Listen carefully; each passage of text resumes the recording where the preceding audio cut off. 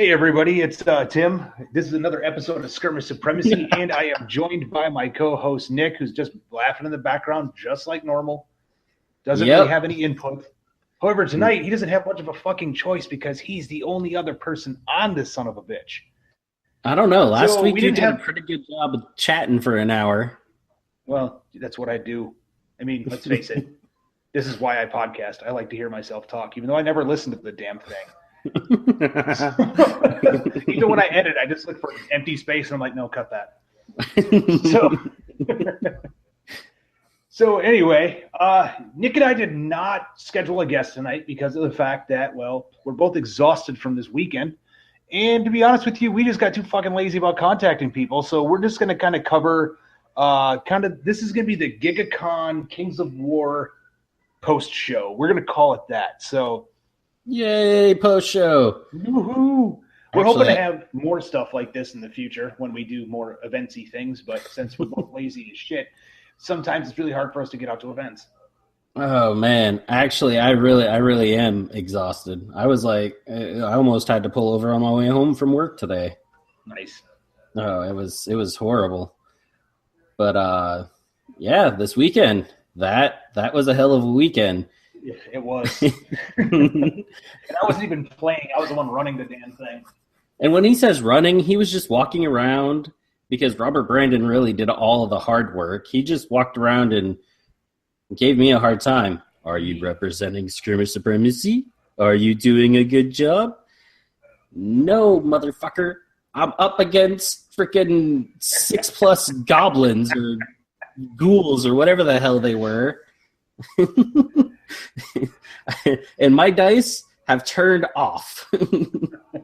So, for you folks listening, what ended up happening this weekend is with the Giga-Con, this is all part of the SEC conference, I guess you want to call it that, for Kings of War. So for the old school Warhammer players, the Masters events that used to happen kind of got fractioned since obviously Warhammer Fantasy died. Most people don't give a shit about Age of Sigmar, at least the rank and flank players. So Kings page. So we happen to be doing a lot of representation with Kings of War for lots of different reasons. I don't need to repeat them again. However, Kings of War is kind of our poison that we chose. So this event had high-level players. Up until this point, Nick has played maybe, 5 games? Yeah, it was 5 games. We counted it up. 5 games prior to this event. Yep. So Nick spent the entire weekend after me goading him into this and talking him up, just getting raffle stomped. And it was pretty funny. So yeah, I mean, a lot. Sorry, I didn't know how to respond to that at first. But I think I want to go in order. I think I just have to go in order because I have to get the first game done and out there. Yeah, why don't you go ahead and talk about it? Because I mean, like you said, I'm really running like an asshole. 5-game tournament. I don't know how you guys actually determined who was facing who. I figured it was, people with similar points. But yeah. The initial pairing was, hey, Nick, we're putting you up against Ashley. Ashley's relatively new. This is like her first tournament.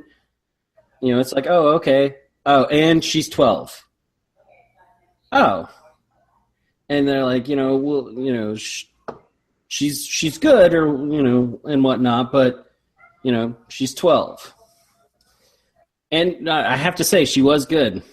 And really the only reason I won was because she ran out of time, which then everyone proceeded to make fun of me for putting her on the clock, even though we were supposed to, because then there became an unwritten rule, don't time her. Yeah, I guess you just missed the memo on that. That was actually something that Robert and I discussed prior to the event starting.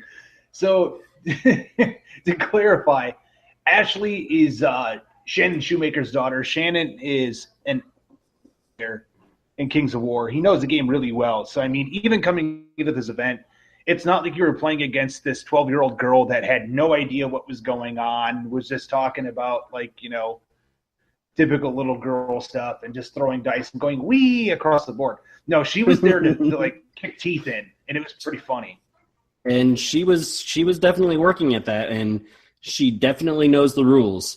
It has been a couple months since I last played Kings of War, and so, you know, I was doing stuff here and there, and she's like, "You can't do that. You can do that, but I would do this." You know, and it went back and forth. You know, it was actually, you know, it was a really good game. She was kind of nervous, and, you know, at first, and then she got into playing, and she got, you know, a little bit better. But, you know, yeah, it was time that was her biggest hurdle, because we got to right at about turn 6, and she had about 2 seconds left when she smacked the clock, and I had 17 minutes left. Or no, we were finishing up turn 5 or whatever. And I told her no, you know, she was about to do some attack, and I'm like, "You called it. You can finish the attack and all that." And she's like, "Yeah, but if the clock runs out, I lose." And I'm like, "Don't worry, no, you know, it's not that the clock runs out, you lose. You just give everything halt orders." So I'm like, "Right now, you're about to do this to basically secure your win." So, okay. So, you know, she gave it a halt order. I went through and, you know, I was trying to, you know, kind of win back, but, you know, there wasn't a lot of hope. And so I'm like, "All right, you know, good game." She's like, "No, you got to roll for turn 7. I'm like, "What?" So overall, she was an awesome player. You know, she, you know, because she was, she said, you know, "Roll for turn 7. I'm like, "But you can't do anything." She's like, "Oh, well." And I rolled, it ended up being turn 7, and I narrowly eked out a victory. I felt terrible as I did it, and it was my only victory of the day or weekend. Right. So basically, you got your victory over a girl that had a few seconds left on the clock. She ran out of time, and you could do things to her. Well, now you're just getting creepy, but, you know, something like that. Yeah, Shannon's a great player. She's a great sport about it, too. That was the one thing that, like, everybody really commended her on throughout the weekend, is that they were like, "Wow, she's just a really great sport. Like, she's fun to play against. Like, she was always shaking people's hands and saying it was a pleasure playing against you." Like, that's what I want to see the future of wargaming, not a bunch of these douchebags we have out there now. But, yeah. So the rest of my games didn't go nearly so well. I then turned around and I'm pretty sure Robert and Tim, after, you know, it was announced that I had, you know, beat Ashley, conspired, and immediately I faced her dad next. I will not believe any lies that was not the plan. And her dad... Actually, I've got proof for anybody that wants to see it. I got the Google Doc. What it came down to is the fact that Nick's and Shannon's scores were right next to one another, and they would have been in the next natural matchup anyway. So that's how I ended up fighting Shannon. So, yeah, Shannon and I faced off next, and he was playing, I think it was Forces of Nature. Yep. And so a lot of shooting, and I was playing not Kingdoms of Men. I was playing Brotherhood, so I was playing lots of knights, and I had almost no shooting, whereas he had lots and lots of shooting, and that was definitely, it was a challenging and fun game, because the first couple rounds I was just chasing him as he was backing away and then shooting magic at me and just slowly chewing me up. But then, you know, I finally, you know, got in there and we started fighting, and yeah, that guy, you know, you know, now just coming into my 7th game, you know, there was definitely things that I didn't know, having never actually been in a full-on tournament. I played, you know, the little one we had at Giga before. You know, there was lots of little things that he did that it's like, hey, why'd you do that? Hey, why are you doing that? Hey, don't do that. That screws me way too badly. But no, I mean, overall, it was a good game. It's still, it was a slim. He beat me on the main scenario, but I beat him and got almost all of the extra stuff. I even think I had more kill points than he did. Yeah, I did. Because which is, honestly, it's not hard to do against his list. No, no offense to Shannon's list. It's just anybody that plays Kings of War and knows Forces of Nature knows that, like, they want to hit first, but the moment that they start getting hit, they start folding pretty quickly. Yeah, and that was the thing. I mean, he had a few, kind of tough things, and so, it was once again, it was a fun match. And then I turned around, and my last match for the first day was against Todd Perkins, and he had elves and dragons. And when I say dragons, he had 2 of them. There was 2 dragons in his list. So 600 points out of his 2,000 points went into having dragons. And so that match was invade. So it was get as many points into your opponent in its deployment zone as possible. And so we went, and as we were deploying, he was deploying heavily on one side, and I was deploying heavily on the other. But then I for some reason, decided to drop a lot on the other side. So instead of us just kind of walking by each other and kind of skirmishing here and there a little bit, I had a small but tough force that was fighting against his, and, he could just drop those dragons on me. I got a bunch of guys into his backfield and beat him around there, but, and, it was elves, so he had a lot of shooting, but he charged he got a couple really good charges in and had some really excellent rolls. Because all of a sudden, my what was supposed to be the stronger half of my line just disintegrated. It disappeared. I got revenge, but in the end, I didn't get enough points of anything to really make a difference. Right. So one thing with Todd's list that a lot of people had problems with is the fact that his elves, he had a ludicrous amount of ranged firepower. So between the dragon's breath attacks and the elves themselves, I think he was pumping out something stupid like 92 shots. Easily. Oh, and he had the 2 like war bows or ballistas or whatever they are that they can take. And so you rolled a hit, and then you rolled D3 attacks off those hits, or D3 wounds, whatever. And he had 2 of them, and pretty much every shot he had at least 2 dice that were hitting, and usually more like 3. And then he'd roll his D3 on it and get 26 shots. And I say that semi-sarcastically because he would roll and they would like max out, and it would just be disgusting. Once he rolled his, to hits, it was murder. It hurt every shot. Right. And so the Elven Ballista is probably, as far as like an actual war engine, I think it is the most accurate one in the game outside of just like the Ogre Red Goblin Blaster, and that's not even really a shooting thing. It's just you run it up the field, and when it pops, it kills everything around it. But so most shooting in the game is done on like a 5 or a 6, and they usually get like 1 dice, especially if it's like a catapult or something. Normally hitting with a catapult, like if it hits, it's devastating, but it doesn't hit very often. So people try to run about 2 or 3.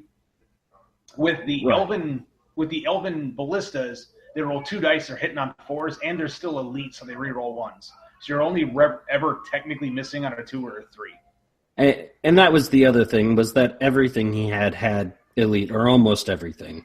Yeah, that's an army-wide advantage. Yeah. So elves as a whole, their rule is elite. Right. And I can get it since, almost everything he had was shooting. I can totally appreciate that, except for, when it's actually shooting at me, and then it's just plain out cheating.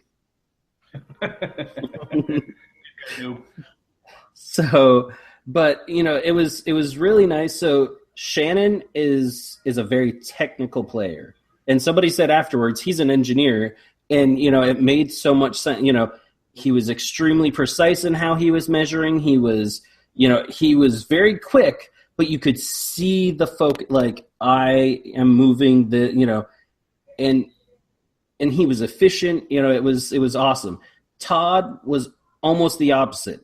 He was measuring things. He was doing things, but he just I don't want to say haphazard, but almost haphazard way of doing it. And so it was totally stark contrast between the two, but they were both, they were really fun opponents, even though Todd and Invade, it wasn't as easy to try and get the secondary objectives. And with 2 dragons, which he, pretty much immediately dumped into my deployment zone, he basically, secured his victory at that point. From near the get-go. Right. But yeah, that wasn't bad. And then we broke for the day, and then we went and drank beer at Reformation Brewery. Yes, we did. And we had some barbecue while we were there as well.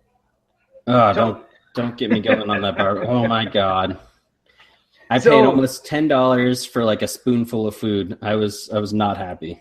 Which is hilarious because Dana and I ended up splitting a barbecue meal for $21, and we were both full. Yeah, I was so disappointed. There just was nothing better to say than disappointed. Yeah, but the beer was great. The company was great, so we can't really complain too much. Yeah, no, I mean, I had everything else was really fun. Yeah, definitely. And then we roll into Saturday morning, Sunday morning. Yeah, Sunday morning. Which, I was taking my time, getting up, getting out, getting going, but I'm on the road.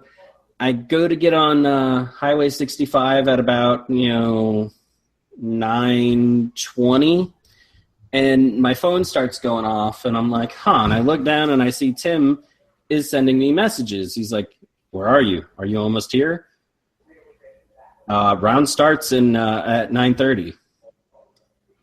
Well, shit. Right. And I clearly remember, and I know that we discussed it the night before, and we said that the round started at 10. Hence why I was taking my time getting up, getting going. Yeah, so I will take blame on that one. That was, I'm going to say 90% my bad. For some reason, when Robert and I first discussed it, is that both days were going to start at 10 o'clock. And then it changed in the packet. So, and the packet was something that everybody had access to. So that's why I'm only saying 90, because Nick could have read the packet too. I could have read the packet. But, I was up till 4 a.m. finishing up the terrain, so. Yeah. So just to, kind of backpedaling, I know we talked about it on the last podcast, but we cracked out so much terrain for this event. I think aside from, what was it, 2 tables? No. Two tables total did not have terrain that we made on it. 100% of everything else was done by us. Yeah. So 12 tables worth of terrain. And those buildings that I was assembling and painting, those are awesome buildings. Death Ray Designs, awesome buildings, really simple to put together, but they take time. And when you're, doing the final assembly, you've got everything painted, and it just took hours.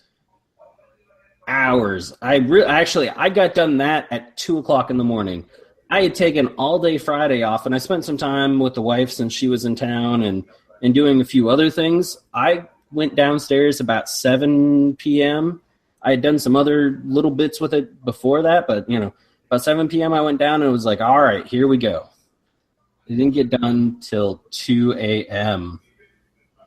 I did a little bit of other painting and stuff with them before that, but oh my goodness. And then I had to finish putting together my army. Cut the bases, actually write my army list. Yeah, like a champion. Like a champion. I went to bed at 4, got up at 7, dragged myself into gigabytes, and then, proceeded to play 3 rounds, go drinking that night, and then get up the next morning. There's a reason why I said I was exhausted. Until last night, I had gotten about 15 hours of sleep from Friday. So last night I went to bed about 11 and got up about 5. So nice. Why don't we kind of go into the games on Sunday a little bit? Because I know that at this point, these were kind of like the championship rounds, which is the other reason why a lot of the GTs are split 2 days. One, for anybody who's ever done like a meat grinder event where it's like 8 hours long and you're playing 5-6 games of anything. It doesn't matter if it's Malifaux or Infinity or Frostgrave or pick your poison. It doesn't matter. After 8 hours of just game after game after game after game, and like trying to grind through as many games as possible, most games start to wear you out after like the 3rd round, 4th round. So that's why we decided it was to be 5 rounds, 3 on Saturday, 2 on Sunday. That way it didn't feel too overwhelming. And at that point, the final 2 rounds on Sunday were kind of the championship rounds where it's like, okay, at this point, we're separating the people that have the higher points from the people with the lower points and giving the people with the lower points that are matching up against other lower point people to try to spike ahead for that final game. And, so you ended up fighting who your 4th round? I don't remember at this point. It was Sean. He was undead. I can't think of his last name. Sean Williams. Sean Williams. I love that guy, and I hate that guy. Now, the reason why I say that is I know I mentioned it the last table talk I did, but Sean was actually my first opponent and my last opponent at ATC. So the first round Sean and I fought, I curb stomped him so hard, I'm sure he needed a Band-Aid for his butthole for the rest of the day. I mean, it was bad. The only thing he had left on the table was Morgoth. I completely ruined the rest of his army. Now, the final game that we had at ATC actually would have bumped me up into like the top 4 or 5. I'd have to look at the scoring again. That final game, I sat down with Sean and my dice just said no. So Sean rolls up to my table and everyone was telling me, because I think I even got told that I was going up against Sean, the night before.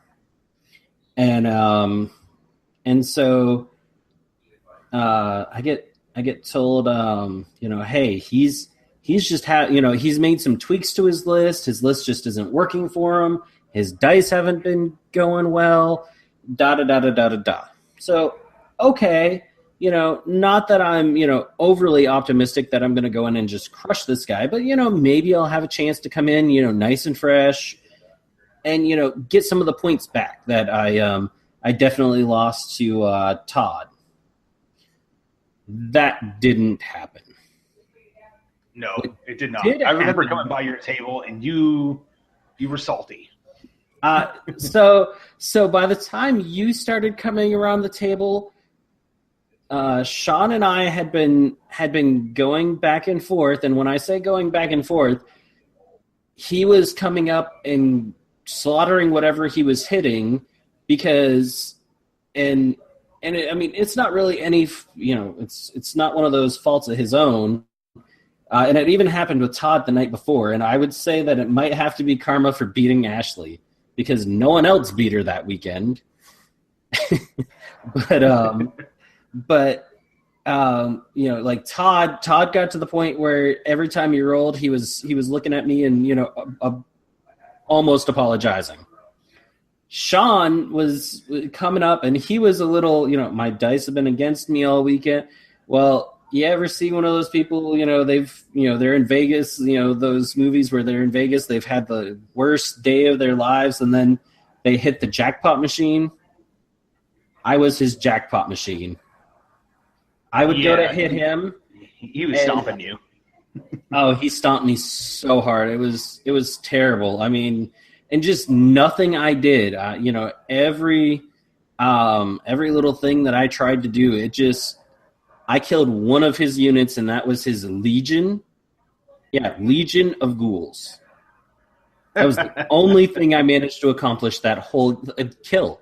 And most of his stuff that I did wound ended up healing it anyways. I was just, by the time that game ended, I was ready for it to be done. And I know I was salty, and I did go over and apologize to him for, seeming to, be angry. I'm like, it was the dice, my dice weren't working, your dice were overtime. And I'm like, there was a certain point where after I hit the same unit again and only got one hit, that I was just done. I could no longer take the abuse. I shut down. And I just rolled the dice. I tried doing some things, but he picked me apart. And, since he had a rough day the day before, he was kind of gleeful about it. And, I'm glad, he kept up a really, really cheery demeanor through the whole thing. I guess I would too if I was, just completely obliterating my opponent. No, man, I can honestly tell you from playing that guy and just talking with Sean, you can't be mad at the guy ever. Yeah, and I mean, that was the thing. It wasn't like I was being mad at her. I wasn't mad at him. I was just kind of mad at how the game went. It's like, what did I do wrong? I mean, and some of it comes from, I don't have a lot of experience, especially playing against people who have played the game for a while. But, at the same time, it just, it's a dice game. You roll the dice and you see what comes out. Right. Unfortunately, what came out of him was a can of whoop ass. Oh, yeah. And it came out pretty hard on you, too. I know that. Oh, it hurt. It hurt a lot. So, because it even lasted into the next game. Like, we broke for lunch, and I kind of cheered up, during lunch, and, okay, laughed and talked with everyone. And then I lined up, and I was playing Justin, and he had Rordia, League of Rordia. And he had a bunch of knights, and he had this and that. And it turned out to definitely be one of the best games. His list came close to matching what I had. It was so there was a lot of similarities in what we were trying to do and whatnot. And he did make some tactical errors. I tactically got lucky here and there. He did end up pulling off the win. But we beat on each other for all 6 rounds, and it really came down to if there was a turn 7, I would have won, or I would have at least made it a draw versus a loss. But that didn't work for us. But yeah, that one was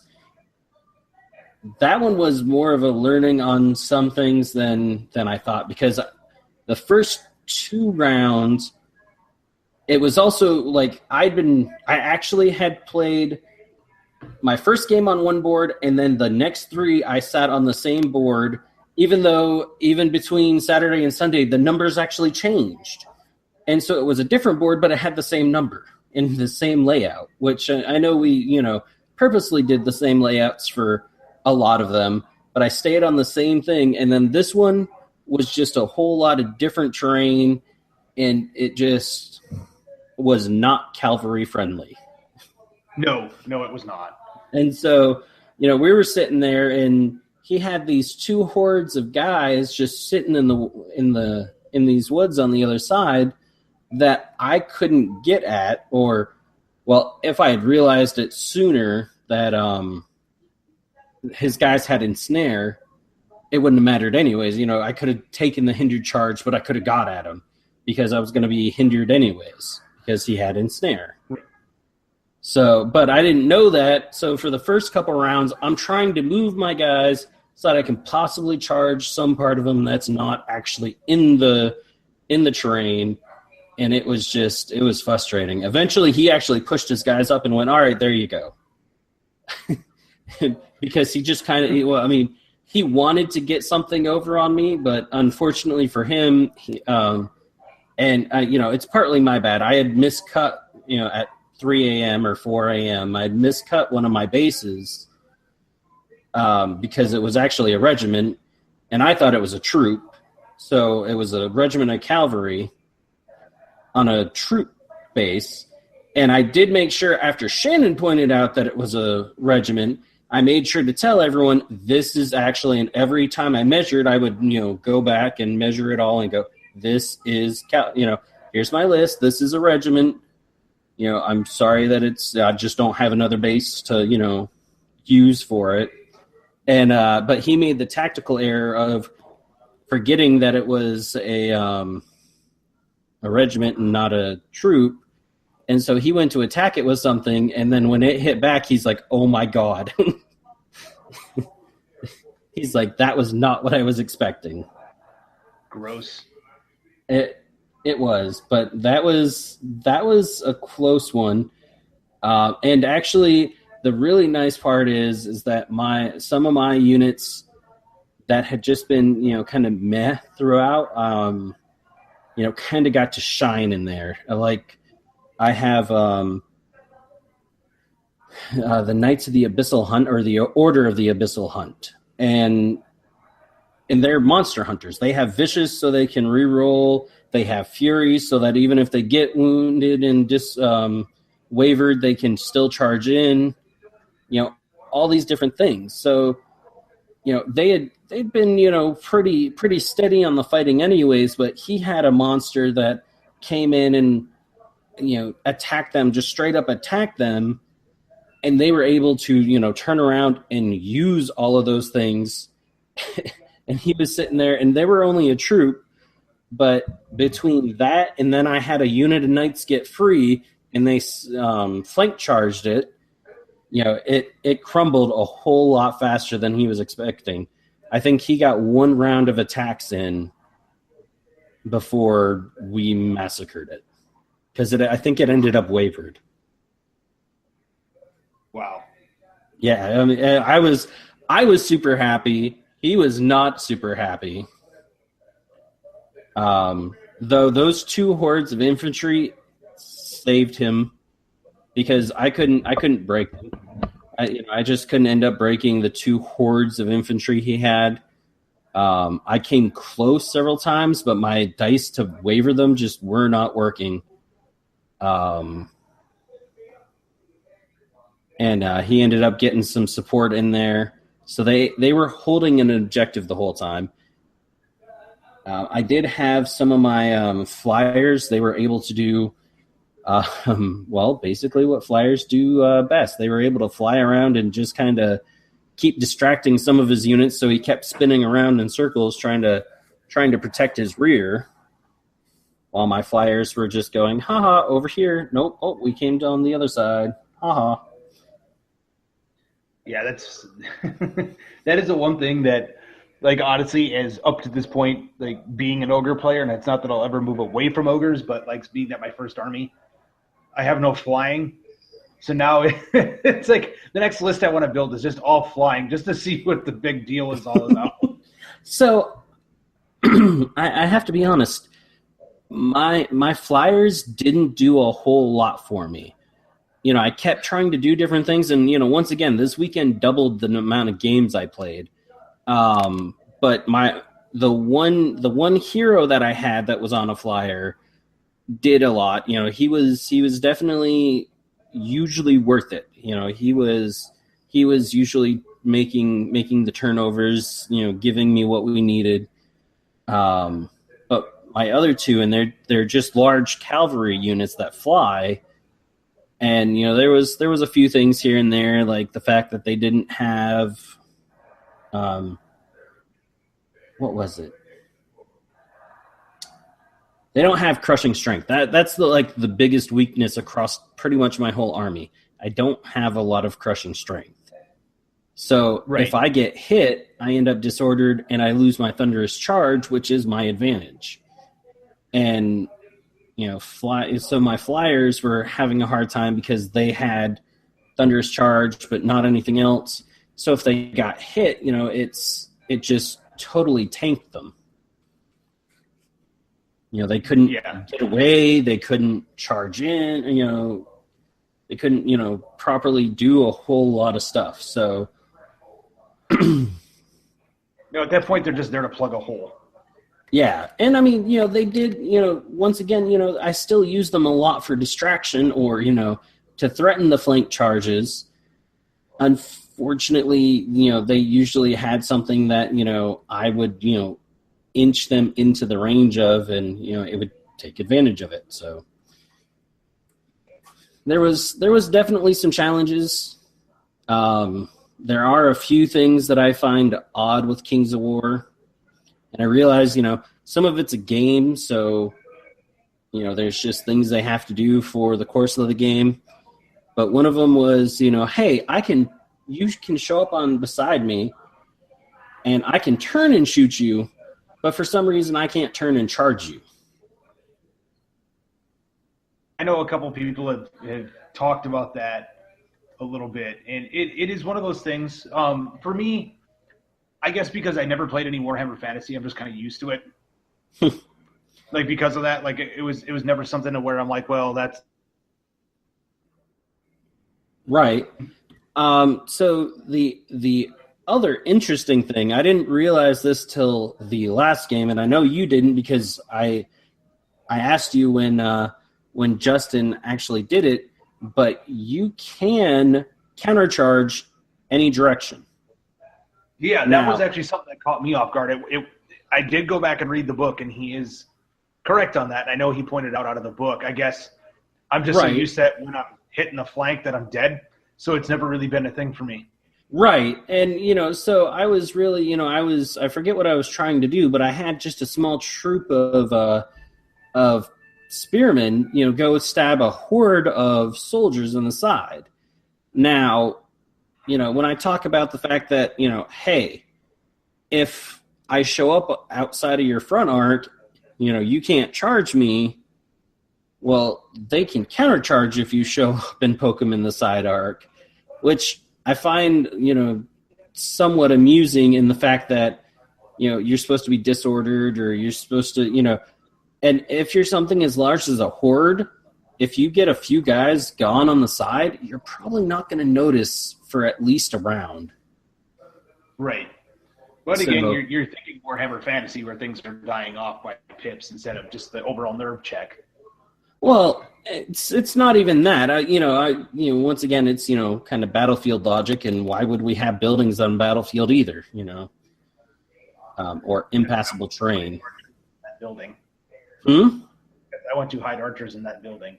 But then again, I don't play by mass battle rules. I'm more of a specialist and assassinate you while you sleep. Right. Ninjas everywhere. I won the game before we even put down models. But But no, I had fun overall over the weekend. Sunday morning was Sunday morning was brutal because it was just an ass beating. Like there was no other way to describe it. I had nothing I could do. Nothing I did. His dice turned around on him. Somebody walked up partway through and they're like, "Oh man." He's like, "Yeah, I almost can't miss." And I swear he threw, a couple dice and they all rolled up on sixes. That's awesome. Good for Justin. Oh, well, that was Sean. Justin had so dice, he and I were about equal on that. It just actually that was one of the best parts was that he had some flyers and they got tangled up with my flyers. Well, they went and jumped my flyer. And so we sat there going back and forth, or really my guy stayed wavered and he had headstrong, but I could not make a headstrong all weekend. I couldn't make a headstrong roll worth a damn. Headstrong's great when you can roll better than a 4 or a 4 or better. Yeah. So you should have a 50% chance. I probably made 20 or more headstrong rolls all weekend. I didn't even roll a 3. Yeah. On any of them. Nothing you can do to help that. It's almost like my luck with the Kabas, or what is it? Just the holy hand grenade. Oh, Basically, it always hits on a 4 or better. Terrain does not matter, and it does like D3 or D6 or something crazy like that. It's piercing 3, so it's like when it goes off well. However, I played 3 games.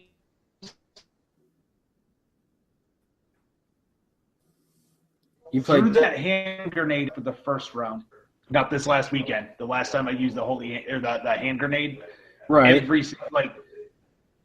18 full turns of the game, I hit twice. I remember that. Or I remember one of the last times you did that.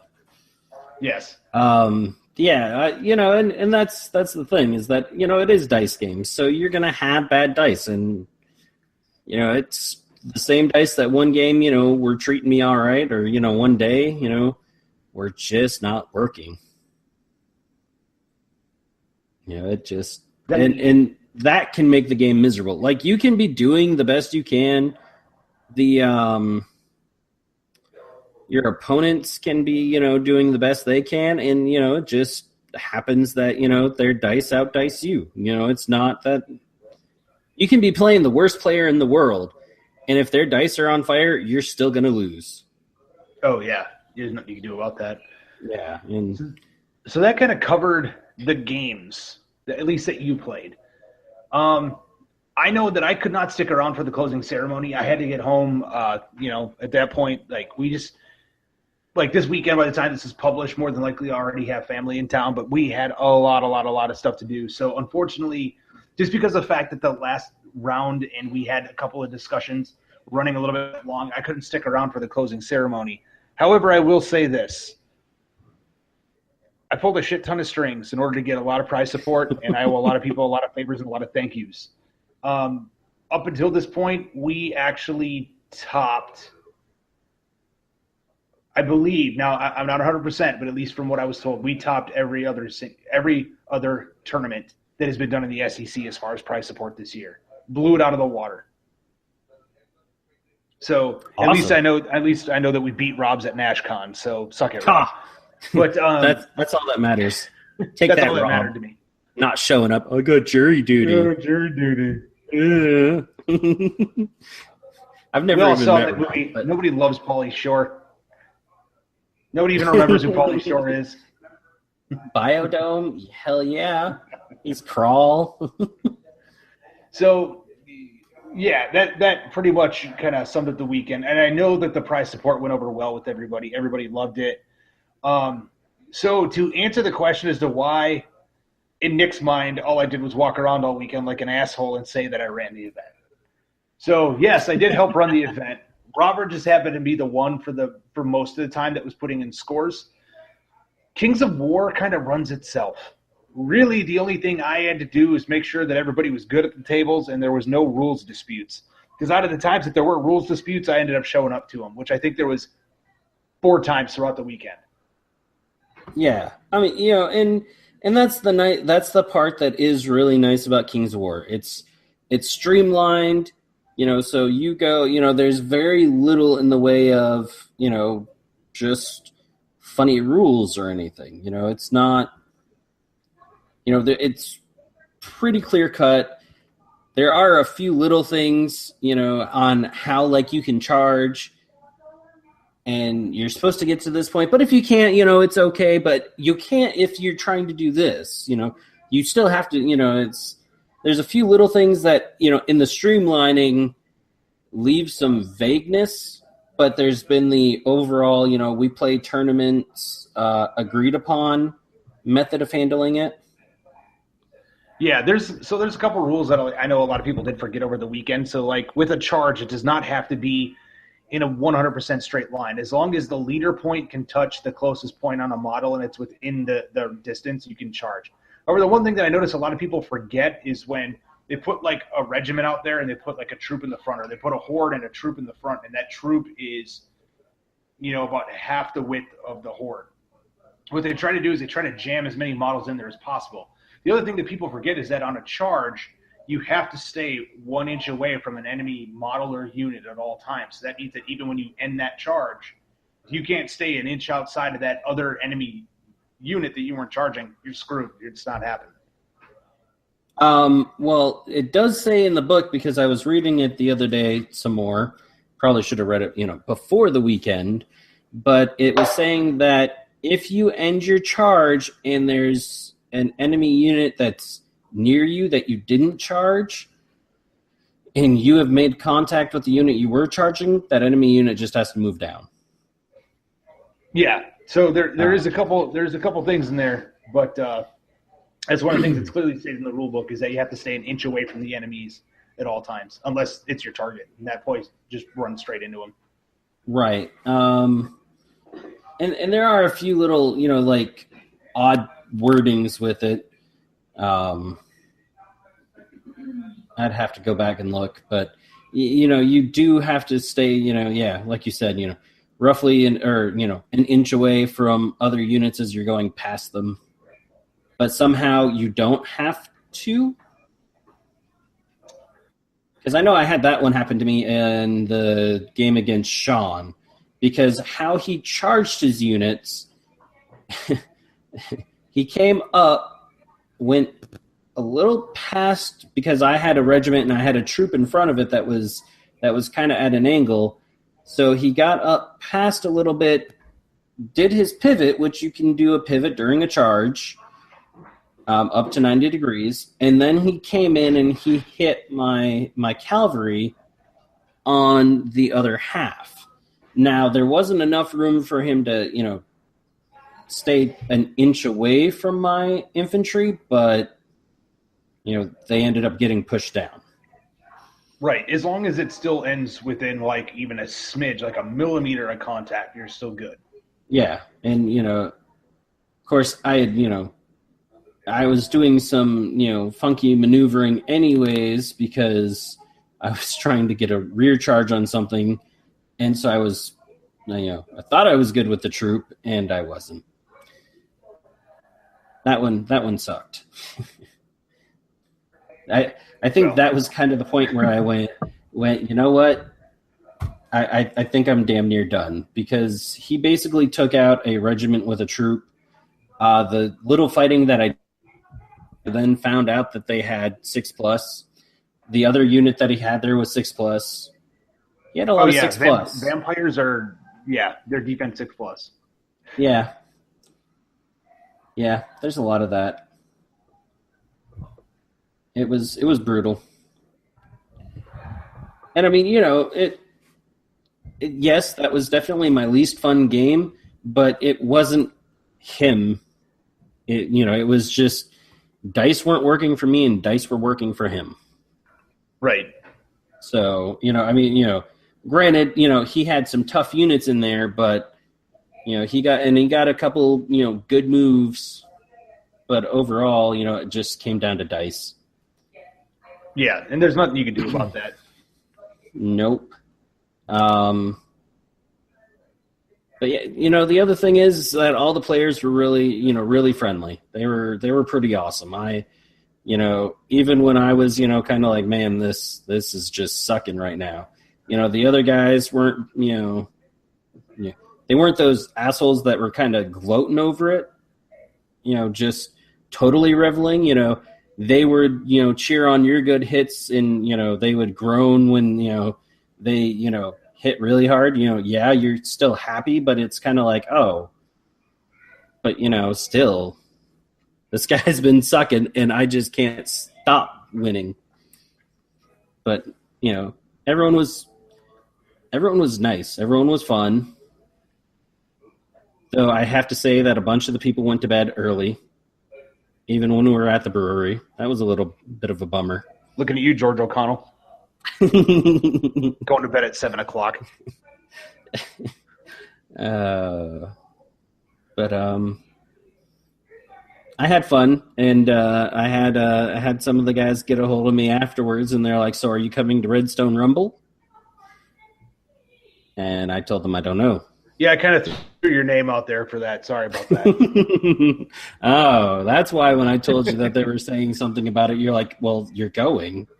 Exactly. That's why I kind of threw your name out there and, said, hey, since I can't go this year, Nick's going to go.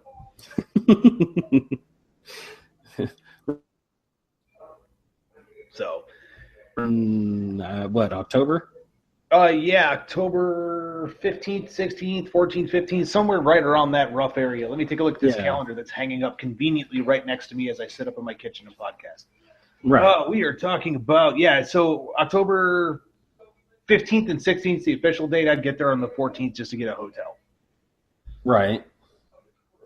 And I think that's a 2,000-point event. I might be wrong. Otherwise, for any of you out there listening too, just look up Redstone Rumble 2016. Look at the Kings of War events. They got some other stuff going on as well, including Age of Sigmar. I believe they have X-Wing and 40K. I'm sure there's some other games in there, but those are the last that I saw when I looked. I'm looking now. There's Kings of War, Warma Hordes, 40K, Bolt Action, X-Wing, AOS, Frostgrave, and it says something about Huntsville Knights. Nick, I just said we're not their one-stop shop for news and information, so stop giving them news and information. We're not the one stop, but, this is just one event. God, I didn't go through the whole Southeast. Why not? I mean, you were on a roll. No, but in all seriousness, though, you should definitely go. Again, I know you're going to be playing against a lot of the same high-level guys, but at the same time, they're a blast. Yeah, they were really good. It is 2,000 points there. Let's see. All the rounds are 2.5 hours. Cool. Oh yeah, and they did show they have dice for the Rumble. Yes. So they just got those in today, so they were advertising those out. Yep. If you pre-register with Redstone Rumble, and I think it's like $15 for the dice set. I thought they were giving them out with pre-registering. Oh yeah, I knew it was something like that. If you pre-register if you pre-register within a certain amount of time. So if you pre-register now, Nick, then you'll get the dice. Well, I'm gonna have to see because I'll have to figure out if the wife is going to be around that weekend, because otherwise, I've got kids. And the last week in September, I got the word today, I'm going to training in Colorado for a week. So nice. Yeah. So past this, I mean, what else do we kind of have planned for events the rest of this year? So kind of touching back on the whole Skirmish Supremacy GT, Nick and I have actually started hammering down some locations. We've got some that we're strongly considering. So they're still north of Atlanta, because trying to get anything in downtown Atlanta, for those of you that have not been to downtown Atlanta, it's either, like, if you try to stick around the airport area, it's either exceedingly expensive or you'll get stabbed. So you have a choice. Since most gamers don't want to go the exceedingly expensive route, and when I say exceedingly expensive, I am not exaggerating. You're talking probably at bare minimum, it would be $250 to $300 per night for one room. And if you're going to be here for the weekend, that's going to be at least 3, maybe 4 nights. That's an awfully big bill. Plus, on top of that, the rates in order to rent out the halls that we want, the conference areas within those hotels, are just stupid. So we started looking a little bit more north. Nick actually found some really cool places in Ackworth. So we started looking at 3 different locations up there that can house enough people. And I have been looking closer to home here in Lawrenceville. Both locations are actually right off of 75 and 85. So once we get this event up and finalized, it's very easy to get to from the airport. It's a straight shot. Yeah, it really, really simple. And on top of that, too, we are still gunning that our February event, which will be the end of February, it's the, 24th, 25th, and 26th. That should be the Kings of War Masters. Now, I've got to do a couple more bids, and I got to, kind of big virtual wang on the table in order to make this happen. But come hell or high water, I want those 64 players here in Atlanta. Hell yeah. Cool. So is there anything else coming up that is interesting? I know that we are still working on a couple of guests for next week. We're talking about having Jim Pinto back on. He's got a new Kickstarter on RPG. But is there anything else news-wise that you had last week? This weekend I'm running, and once again, trying to build a bunch of terrain and finish up some models. I am running demos for both Wild in the Streets and Relic Blade at Gigabytes. Fantastic. I don't know how big a news that is, for anyone not in the local area. But well, I mean, it's not just for the local area, but for the listeners out there. I mean, we do pride ourselves in covering a lot of indie games. The fact that we are getting pushed in stores on games. So, if you listen to this, you got an indie game, you've got, something that you really want to get out there.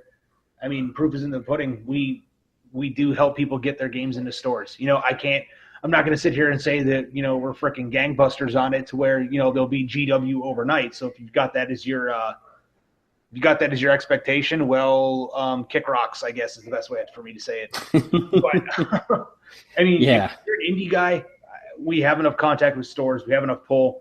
We can definitely do something to get you in there if your product is set to be sold in that way. That is definitely. If you were just kind of like whipping the stuff out there saying, hey, I'm just doing a Kickstarter, getting my money, I have no intention of selling this outside of my online shop, then we can't help you. But if you do want to go bigger, you want to get into the hobby stores, talk to us about it. We'll do what we can. Right.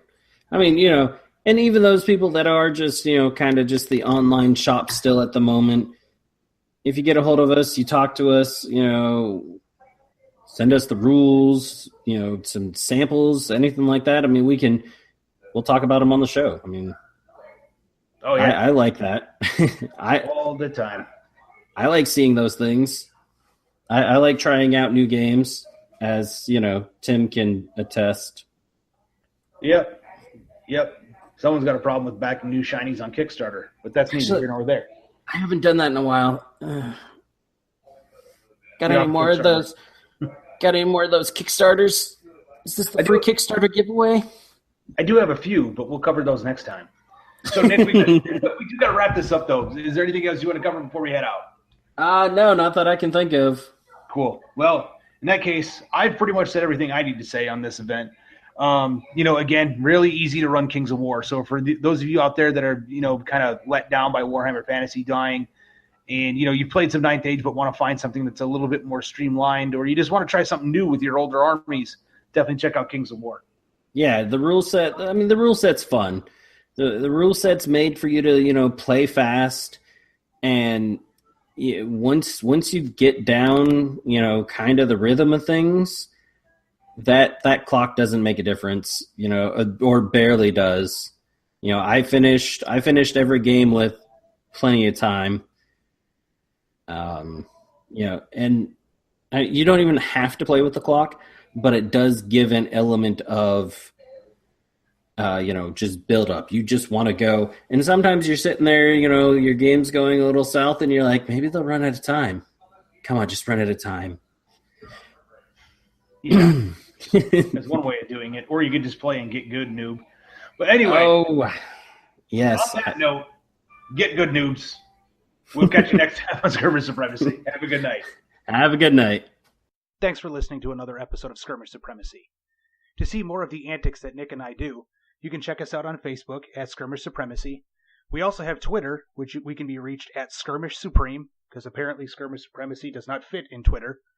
And if you want to email us directly, you can reach us at tim@skirmishsupremacy.com or nick@skirmishsupremacy.com. Thanks for listening.